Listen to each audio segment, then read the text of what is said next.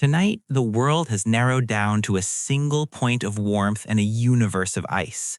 You are standing on the edge of a clearing, and the winter night is not merely dark, it is a physical weight that presses against your shoulders. The air is so cold it feels solid, a biting presence that snaps at the inside of your lungs the moment you inhale. There is no moisture left in the atmosphere to soften the blow. The snow under your boots doesn't crunch, it squeaks, a high-pitched protest, like two pieces of dry styrofoam rubbing together. Ahead of you, a small structure breaks the monotony of the white landscape. It is a log cabin, its rough-hewn timber walls already vanishing behind a veil of driving snow. The sky above has turned a bruised purple, the final warning of a storm that has been gathering strength for hours. Your fingers are stiff inside your mittens, aching with a deep, throbbing cold as you reach for the leather latch string. This is the moment where the romanticized paintings of the American frontier collide with the brutal reality of survival. This isn't a cozy holiday card. This is a fortress against a temperature that does not care if you live or die. You understand, with a clarity that only extreme winter can bring, that the difference between safety and danger tonight is measured in the thickness of a wooden door and the stamina of a single fire. As you push the door open, the wind tries to follow you in, aggressive and searching, carrying the scent of pine resin and ozone. You slide inside, force the heavy door shut against the gale, and drop the wooden bar into place. The sound of the wind instantly changes from a roar to a muffled, frustrated growl. You have stepped out of the wild and into the only sanctuary for miles. You stand there for a moment in the dim interior, letting your eyes adjust to the gloom. The cabin smells of wood smoke, cured animal hides, and the damp, earthy scent of a floor that is nothing more than packed dirt. It is not an unpleasant smell, it is the scent of living. You are struck by the realization of how hastily this shelter was likely built. Mainstream historical narratives often gloss over the sheer speed required to build on the frontier. Many of these cabins were thrown up in a matter of days, not weeks, by settlers racing against the first hard freeze. You can see that urgency in the way the logs are stacked. They are thick, uneven, and scarred by axe marks, evidence of tired hands working fading light. As you move toward the hearth, the cold follows you, clinging to your coat. You kneel before the stones, their surfaces blackened by months of fires. This hearth is the heart of the room, the engine that keeps the winter at bay. You begin to arrange the kindling, your movements slow and deliberate. There is a specific art to building a fire that must last a long winter night. You cannot simply throw wood on and hope for the best. You place the dry tinder first, then the smaller sticks, and finally the heavy, seasoned logs that will burn slow and hot. There is a debate among historians about how settlers managed their fuel reserves. Some argue they burned wood lavishly because the forests were endless. Others suggest that the labor required to chop and haul wood through deep snow made every log precious. Tonight, as you feel the ache in your muscles, you understand that fuel was likely rationed not because of scarcity, but because of the sheer exhaustion required to obtain it. The match flares, a tiny, fragile star in the darkness. It catches the tinder, and a thin ribbon of smoke curls upward. For a moment, it hesitates, drifting into the room before the draft catches it and pulls it up the chimney. Ventilation was always a gamble in these structures. A chimney that drew too hard would suck all the heat out of the room. One that drew too poorly would fill the cabin with choking smoke, forcing you to choose between freezing fresh air or suffocating warmth. You watch the flames grow, licking at the bark of the larger logs. The light pushes back the shadows, revealing the texture of the walls. Between the logs, you see the chinking, the stuffing that seals the gaps. It is a patchwork quilt of mud, clay, stones, and dried grass. In some places, it is held firm. In others, the dry winter air has caused the clay to shrink and crack, leaving tiny fissures where the wind whistles a low, mournful note. You run your hand near one of these cracks and feel the needle-sharp draft entering the room. This was the endless task of winter, the constant maintenance of the seal. You grab a spare rag and wedge it into the gap, silencing the whistle. It is a small victory, but survival here is made of small victories. You settle back on a rough wooden bench, extending your hands toward the growing fire. The warmth is a physical sensation, almost like a liquid moving through your veins, thawing the numbness in your fingertips. But your back remains cold. This is the reality of the fireplace. You are never truly warm all over. You are rotisserie cooked, one side burning while the other freezes. You turn slowly, letting the heat reach your spine. The cabin around you begins to make noise as it warms. Wood expands and contracts, popping like distant rifle shots. To a newcomer, these sounds might be terrifying, sounding like the structure is failing. To you, they are just the house settling in for the night, a conversation between the timber and the temperature. You look up at the ceiling, or rather the lack of one. The rafters are exposed, holding up a roof that is pitched steeply. This steep angle isn't an aesthetic choice, it's engineering born of necessity. A flat roof would hold the snow until the weight crushed the walls outward. This steep slope sheds the snow, letting gravity do the work. Yet even with this design, the fear of roof collapse was a low-level anxiety that hummed in the background of every settler's mind during a blizzard. You can hear the snow sliding across the shingles now, a soft, rasping sound, like sandpaper on wood. It is a reassuring sound. It means the roof is working. As the fire settles into a steady burn, you prepare for the main event of the night: sleep. Sleep on the frontier was not the passive, unconscious state we think of today. It was an active engagement. You move to the sleeping platform built into the corner of the room. It is raised off the ground, another strategic choice. The floor is the coldest part of the room, a heat sink that drains warmth from the body. By sleeping elevated, you borrow a few degrees of warmth from the rising air.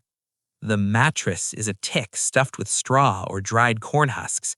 It rustles as you press down on it. It isn't soft by modern standards, but it provides a critical layer of insulation between you and the wood. You begin the process of layering. In a time before central heating, your bed was your primary climate control system. You do not undress. Taking off clothes would mean losing the body heat you've carefully hoarded all day. Instead, you loosen your boots, perhaps unbutton a collar, and then pile on everything you have. Wool blankets, heavy and scratchy. A buffalo hide, stiff but incredibly warm. A quilt patched together from scraps of worn-out clothes. A history of the family stitched into a barrier against the frost. You crawl under the pile, the weight of it pressing you down into the straw tick. This weight is comforting. It feels like security. Lying there, staring up into the darkness where the firelight dances on the rafters, you become hyper-aware of the sounds of the night. The wind has picked up, howling around the corners of the cabin. It searches for weaknesses, rattling the heavy door in its frame. But beneath the wind, you hear other sounds. The soft, rhythmic chewing of the family cow, brought into a lean-to or partitioned area of the cabin for the night. This practice, sharing living space with livestock, was common in the deepest winters. It wasn't just for the animal's protection. A 1,000-pound animal acts as a massive living radiator, raising the ambient temperature of the room by several degrees. The smell of the animal is strong, earthy, and pungent, but in the dark, it smells like warmth. It smells like survival. As you drift toward the edge of sleep, you find yourself listening to the rhythm of the fire. You know that you will not sleep through the night. You cannot afford to. If the fire dies, the temperature inside will plummet within an hour, dropping dangerously close to the outdoor temperature.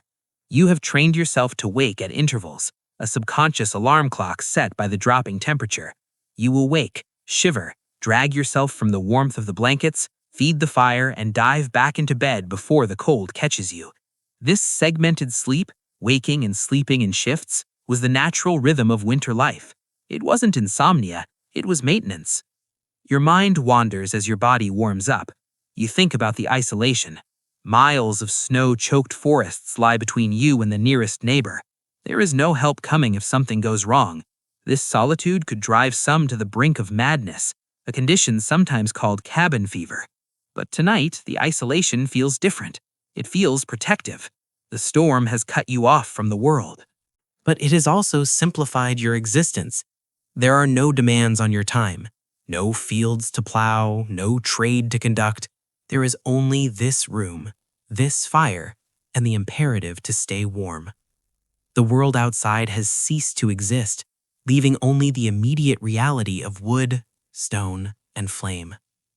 A loud crack from the wall makes you flinch. A log, shrinking in the intense cold outside, has split. You hold your breath, listening. The wind rushes against the gap, but the chinking holds. The cabin is flexible. It moves with the cold rather than breaking. Indigenous builders understood this principle long before European settlers arrived, that a structure must breathe and shift to survive the elements. You exhale, letting your muscles relax. The cabin is holding. You pull the blankets up over your nose, creating a small pocket of warm air to breathe. The air in the room is icy, seeing your breath even near the fire. But under the covers, your body heat creates a microclimate. You are a self-contained furnace. You think about the stories of families huddled together in a single bed, distinct bodies becoming a collective lump of warmth. Personal space was a luxury of the summer. In winter, shared heat was a necessity. There is a primal comfort in that closeness, a reminder that humans are pack animals, designed to weather the storm together. The fire pops, sending a shower of sparks up the chimney. The light flares, casting long, stretching shadows that seem to grasp at the walls. For a second, the room looks different, older, more primitive. You realize that you are participating in a ritual as old as humanity, the huddling around a fire against the dark. This isn't just about American pioneer history. This is the story of the species. The tools change, the clothes change, but the fundamental act of creating a warm circle in a cold world remains the same. Your thoughts drift to the food stores. You're hungry, a dull ache in your stomach that never quite goes away in winter. The body burns calories furiously just to stay warm, demanding more fuel than you can usually provide. You think of the salted pork in the barrel, the dried beans, the sack of cornmeal. It is a boring diet, monotonous and heavy, but right now, you would give anything for a hot corn cake. But you don't move. To get up and eat is to waste energy and heat. You learn to ignore the hunger, to push it to the back of your mind, along with the cold drafts and the howling wind. You will eat in the morning. Morning seems a long way off. The night here is vast. Without artificial light to push it back, the darkness is absolute. It is a heavy, velvet substance that fills the corners and presses against the windows. But as you lie there, you realize that the darkness is also restful. There are no distractions, no visual clutter. Your world has simplified to the sensation of the rough wool against your cheek, the smell of wood smoke, and the sound of the wind. It is a boring existence by modern standards, devoid of stimulation. But in this boredom, there is a profound peace. The anxiety of the modern world, the schedules, the deadlines, the expectations, cannot reach you here. The blizzard has scrubbed them away. You shift your legs, trying to find a softer spot on the straw tick. The cold is seeping up from the floorboards now, a creeping numbness trying to find a way into your bedding.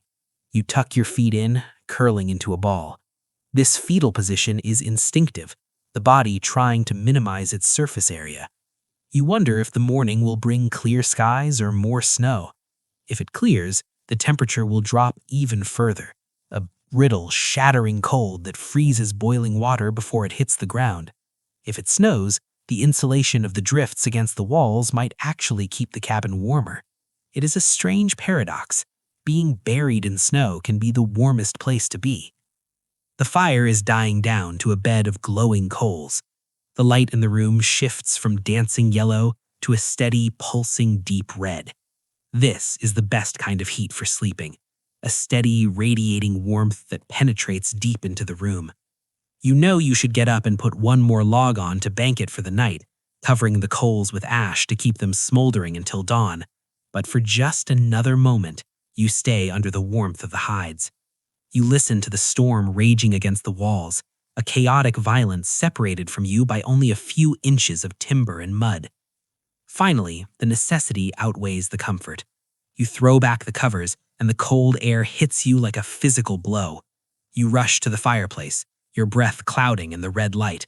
You rake the ashes over the coals, preserving their heart. You place a large backlog against the stone, a piece of green wood that will burn slow and long, acting as a heat reflector. Your movements are efficient, practiced. You are not thinking, you are reacting. You dive back into the bed, shivering uncontrollably for a minute until your body heat fills the space again. As you settle back down, the shivering stops.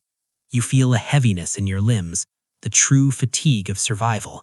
It is a good kind of tired. It is the feeling of having done what is necessary.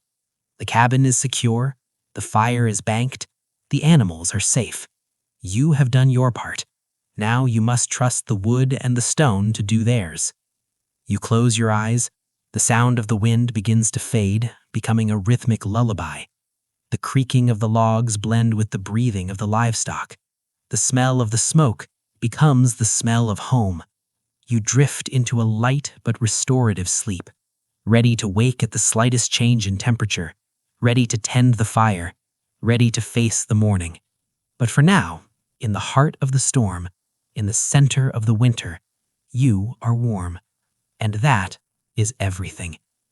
The darkness holds you.